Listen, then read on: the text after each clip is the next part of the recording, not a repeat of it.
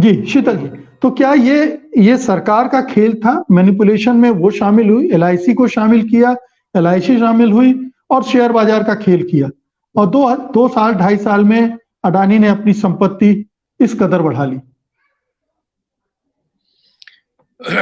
शीतल जी, देखिए, आज आज शाम तक आवाज आ रही है?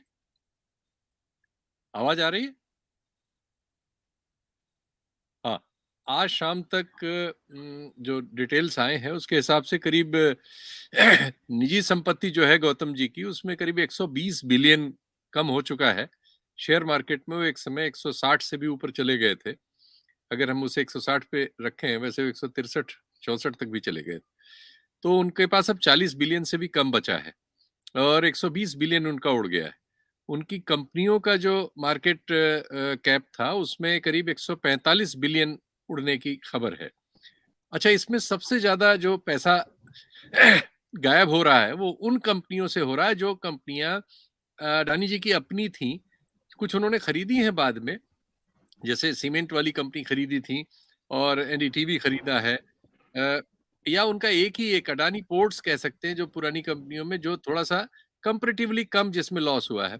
बाकी जो ऊपर की कंपनियां जो हैं जिनमें ये शिकायत थी, जिसके बारे में हिंडनबर्ग में, कि उसमें 85% तक का फ्रॉड करके बढ़ाया गया है बुक्स में और इसमें सब में करके, उनके जो अभी आंकड़े हमारे पास लास्ट में है, तो उसमें अडानी ग्रीन में लगभग 83% अब तक कम हो चुका है।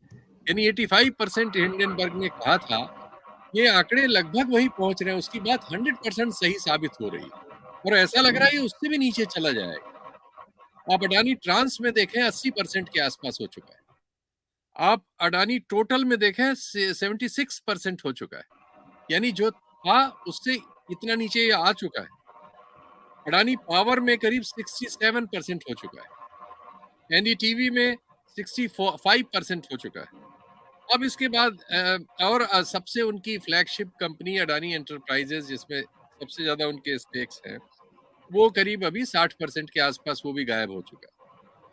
इसके बाद वो कंपनियां बचती, अडानी विल्मर भी करीब 54% हो चुका है। अंबुजा जी सीमेंट, इस उनकी जो भी साख अभी बची हुई है वो सीमेंट कंपनियां जो उन्होंने ये सब पैसा जो मिला इसके जरिए जो उन्होंने एसेट अभी उनको बाद में सरकार ने दिए या उन्होंने खरीदे कुछ मदद से जो हुआ, वही उनको थोड़ा बहुत रोके हुए हैं। वो एकदम बह जाते, ऑलरेडी 80% 82% तक जा चुके हैं। सिर्फ ये अडानी पोर्ट्स, अंबुजा सीमेंट और एसीसी उनको बचा के रख पाई है जो 50 से थोड़ा नीचे है। बाकी सब में वो जो जी टारगेट इसने बताया था हिंडनबर्ग रिपोर्ट में, वो रिपोर्ट 100% सही होती हुई नजर आ रही है। अब आता है कि जब उनके जी पास अपने पैसे 38-39 बिलियन आज मार्केट क्लोज होने तक बचे हैं। अभी मंडे से मार्केट जब आएगा तो देखेंगे कि एक हफ्ते में और कितना जाता, क्योंकि एवरेज एक हफ्ते में वो 7-8 बिलियन खो रहे हैं, कभी 5 कभी 7 बिलियन। तो अगर अगले हफ्ते में भी वो 7-8 बिलियन खो देते हैं तो जो 30 बिलियन का लोन है उनके पास, वो और उनके एसेट बराबर पे आ जाएंगे। अब ये समझना बहुत मुश्किल है। एलआईसी का जो घाटा है उसमें एक कंपोनेंट तो हम देख ही नहीं रहे। हमारे डॉलर और रुपी का जो कन्वर्शन वैल्यू था उस समय, जब अब ये है ना कि जैसा ठीक कहा राजीव जी ने भी और वेनु जी ने भी, कि हमारे पास वो डिटेल्स नहीं है कि कब कितना पैसा एलआईसी ने और एसबीआई ने इसमें लगाया। उस समय डॉलर और उसकी वैल्यू क्या रही होगी, आज डॉलर और रुपी की वैल्यू क्या है, वो डिफरेंस भी बहुत मैटर करेगा। मुझे लगता है वो कम से कम 7-8%, 6-7% का डिफरेंस वो करेगा। तो जो टोटल लॉस होगा ऑलरेडी हो चुका है आज तक के आंकड़ों के हिसाब से, वो उस परिमाण से ज्यादा होगा जितने कैलकुलेशन हम कर पा रहे हैं। ये बहुत जी खतरनाक स्थिति है और अभी बिल्कुल। तक हमारे यहाँ बैंकों से और इससे उससे बयान दिलवाए जा रहे हैं। और ठीक उस समय जब ये आ रहा है कि वो विकिपीडिया ने अभी जो दिया है लेटेस्ट, वो तो बहुत ही डैमेजिंग है कि विकिपीडिया वगैरह में भी इंफॉर्मेशन मैनेज करने के लिए अभी भी वो झूठ का सहारा ले रहे हैं। उनके लिए कुछ एडिटर्स खरीदे गए जो झूठ लिख रहे हैं और वो उसको पकड़ा है विकिपीडिया में, वो जो अपना अखबार निकालते हैं उन्हीं लोगों ने इन्वेस्टिगेट करके उन्होंने नाम वाम सब डिटेल्स दे दिए हैं।